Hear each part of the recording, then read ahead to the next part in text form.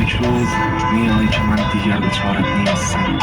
سرم تیرم چشمت آقا توی اتوبان ما افتادیم از قزوین به سمتی تهران و قم. اتوبان جدیده که میاد فرودگاه ما. این دعوه سومی عوارضی، هر 20 کیلومتر 20 کیلومتر 30 کیلومتر یه عوارضی 20,000 30,000 تومن. این چه خبره؟ خیلی چطوری چند تا عوارض توی جاده میگیرن؟ اول آخرش فقط یه جاده بود. خدایا، یعنی باید مردم اینقدر بدبخت باشن؟ متر به متر باید